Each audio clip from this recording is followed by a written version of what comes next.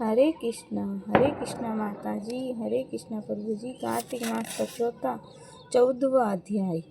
नारद जी बोले, हे राजन, तब उसकी इस प्रकार धर्म पूर्वक राज्य करते देखकर देवता क्षुब्ध हो गए। उन्होंने देवादिदेव भगवान शंकर का मन में स्मरण करना आरंभ कर दिया। कितने ही प्रकार से स्तुति की। तब भक्तों की कामना पूर्ण करने वाले भगवान शंकर ने नारद जी को बुलाकर देव कार्य करने की इच्छा से उनको देवपुरी भेजा। शंकर भक्त नारद भगवान शंकर की आज्ञा से देवपुरी में गए। इंद्र आदि सभी देवता व्याकुल होकर शीघ्रता उठकर श्री नारद जी की स्तुति करने लगे।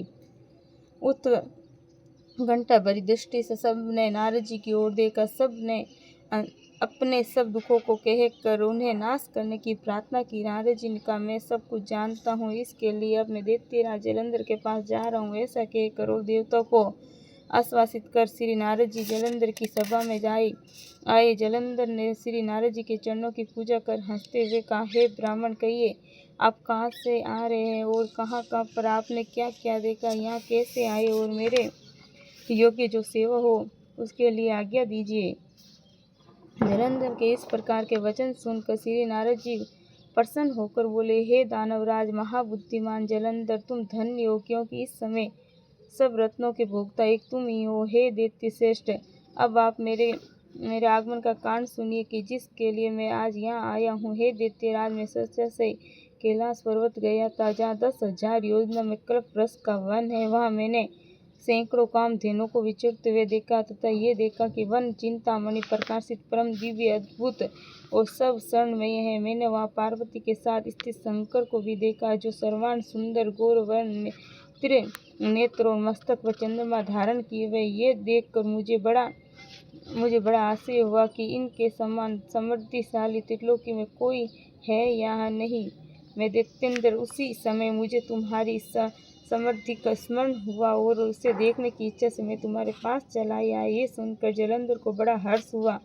उसने श्री नारद जी की अपनी ओर समृद्धि दिखला दी। उसे देख देवताओं का कार्य करने के इच्छुक शिव प्रेती श्री नारद जी ने जलंधर की बड़ी प्रशंसा की और कहा, निश्चय तुम त्रिलोकपति होने के योग्य थे।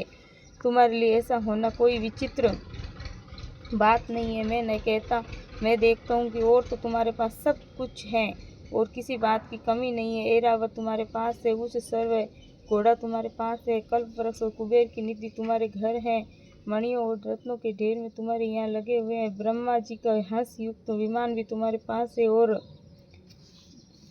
कुबेर लगे हुए ब्रह्मा जी के हंस का युक्त विमान भी तुम्हारे पास है और गुलोक पाताल और पृथ्वी पर जितने भी रत्न आदि है सब तुम्हारे ही तो है। मैं तुम्हारे इस प्रकार के सब रत्न आदि ऐश्वर्य को देखकर बड़ा प्रसन्न हुआ हूँ, परंतु तुम्हारे पास कोई स्त्री रत्न नहीं है। इसके बिना तुम्हारे ये सब वैभव फीका है। तुम कोई स्त्री रत्न ग्रहण करो। नारद जी ने कहा। इस प्रकार के वचन सुनकर दैत्यराज काम से व्याकुल हो गया। उसने नारद जी को प्रणाम करके पूछा कि ऐसी स्त्री कहाँ मिलेगी जो सब रत्नों में श्रेष्ठ हो। यदि ऐसा रत्न कहीं मिले तो आपकी आज्ञा से उसे अवश्य लाऊंगा। नारद जी ने कहा, ऐसा रत्न तो कैलाश पर्वत पर योगी शंकर के पास है।